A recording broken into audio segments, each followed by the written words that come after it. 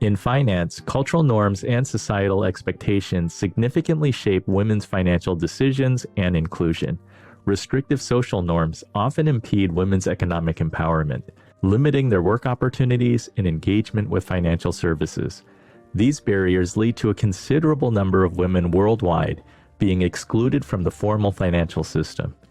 Addressing these social norms are crucial for advancing women's financial empowerment. Shifting perceptions and behaviors in households, communities, and markets are essential to equitable access to financial resources. This transformative change goes beyond providing financial services. It involves a fundamental alteration in societal attitudes and practices. Improving women's financial inclusion requires an understanding of these deep-rooted norms and a collective effort to modify them. By empowering women with equal access to financial opportunities, closing the gender wealth gap and ensuring economic empowerment for women is not just a financial imperative, but a step towards greater societal equity and justice.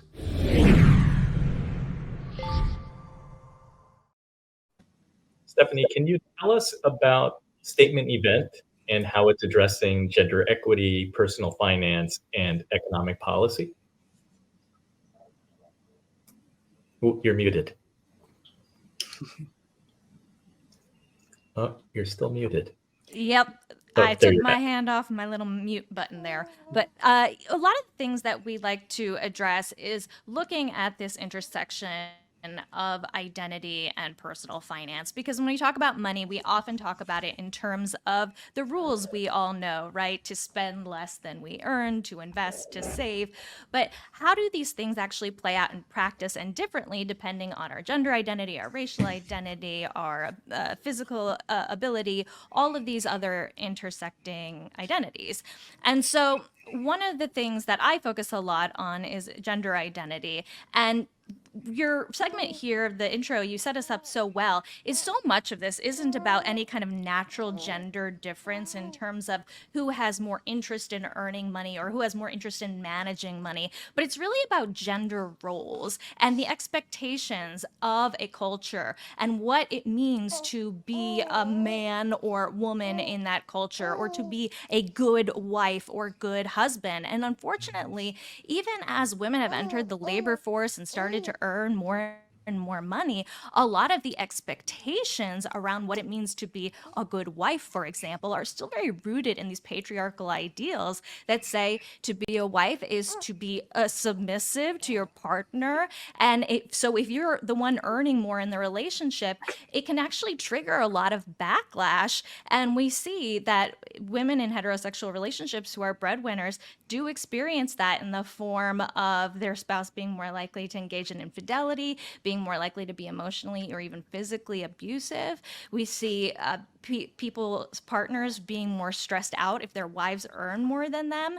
And we don't see those dynamics happen in same-sex relationships, nor do we see them as women's incomes rise, so long as they do not surpass that of their male partner. So a lot of this idea that women are not interested in engaging in paid work is, first of all, a myth. And then if they do engage in it and they do succeed in it, there's this idea that somehow they transform into these different kinds of people. But in reality, what's happening is they're just experiencing a lot of the social backlash because they're, quote unquote, violating gender norms.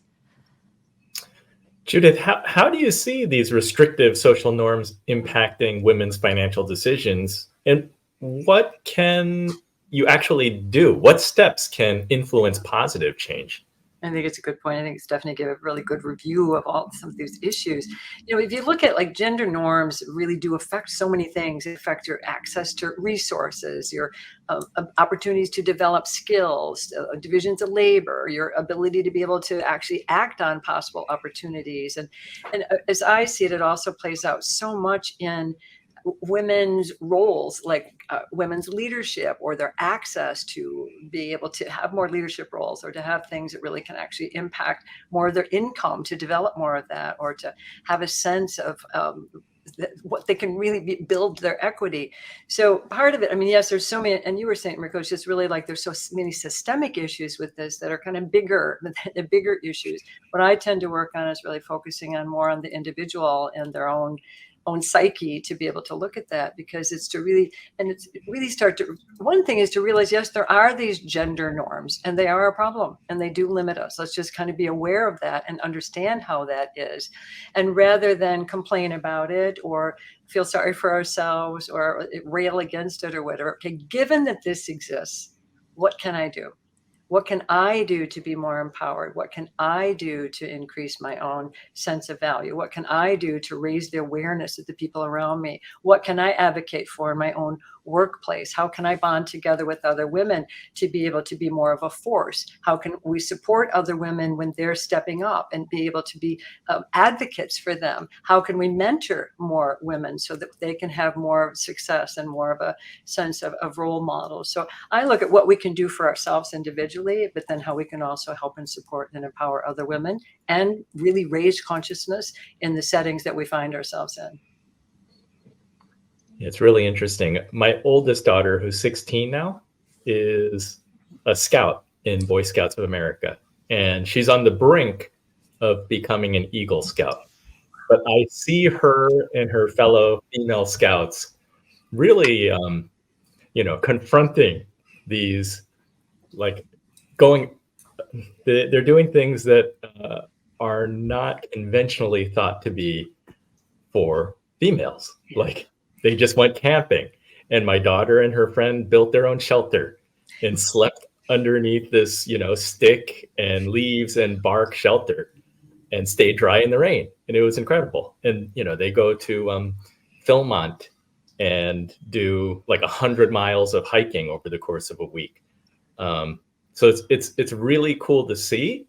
And I guess at a certain age, I mean, they wear their scout uniform and they get on the airplane and they say, everyone's staring at us and people ask us questions and they want to know, are you Girl Scouts? And we have to say, no, we're BSA Scouts. But I think it's nice that they're at a young age where sometimes they're not thinking about it, but inevitably they're aware of the norms and what expectations are. Mariko, can you talk a little bit about what steps women can take to challenge and change these societal expectations, especially when they limit their financial opportunities? Wow, you just presented me with a Kobayashi Maru situation, like a no-win situation. So I don't know. Let me think about that one. I think an important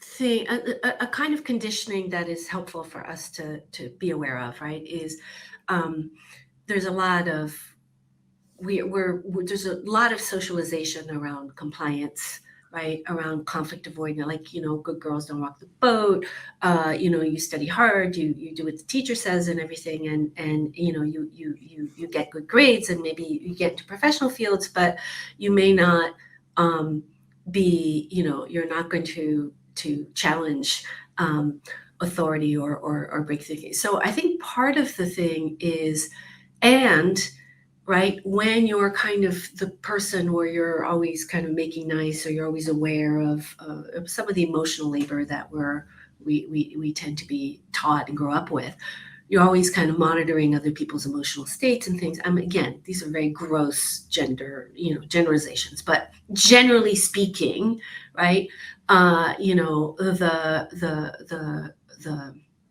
well-being of the ecosystem is often, deeply felt unconsciously, just from an expectational kind of a thing that we're the ones turning the gears to make all of that go smoothly and thinking things through. And that can lead to a desire, I think, for a kind of both control and a discomfort with uncertainty. And because of the risk of failure, because the risk of failure is so high for women. Like, we get, there's just, our society doesn't tolerate failure really well in some ways. But I think for girls, there's a lot of the kind of disorders that we do see tend to be associated with gender are often related to what I'm talking about here. And so I think the thing that I see, because I teach women business owners, a class on how to develop financial intimacy with their businesses and all of that. And I think a lot of it is really trusting that you're going to do the best you can to figure things out. And you have to get comfortable with failure, because if you're not failing, in ways small and big, you're probably not taking enough risk, or you're not growing enough. And that to get comfortable with uncertainty as well too, because the desire to control in order to manage your anxiety around getting it wrong, right, leads to micromanage. It leads to sort of the kinds of leadership that may not actually foster great results as well, right? And so I think part of it is a lot of what I teach is both understanding how numbers have been weaponized against us, how we've made them, how they've become really uncomfortable for us, and how to be comfortable with context, how to be comfortable with uncertainty, that you're looking for ranges of outcome. You're defining failure as absolutely in the possible outcome set, and that you should focus on process and the behavior rather than the single point outcome. And this way you have your own back. So the idea is that you're captaining a small sailboat on the Pacific Ocean. You have no control over the waves, the winds, anything else, right? But you can learn to read the sky. You can learn to read the sea. You can get as well prepared as you can, and you can just trust that you're going to do the best you can. And if you're there, you have your own back, and there's a certain kind of peace of mind that comes with that, because it isn't about, it isn't about a character flaw. So, if you have your kid shows up with a fever of 102, you don't automatically assume it makes you a terrible person, right? You start to get really curious, right? How long have you had the fever? What are the other symptoms? Should we go to the emergency room, right? You do all of that. And yet when it comes to business or personal finance, often the assumption is, I'm a disaster. I don't know how to do this. I'm a failure, right? Instead of, let's get curious. Just curious about that fever, right? That my child's fever doesn't mean that I'm a terrible person, right?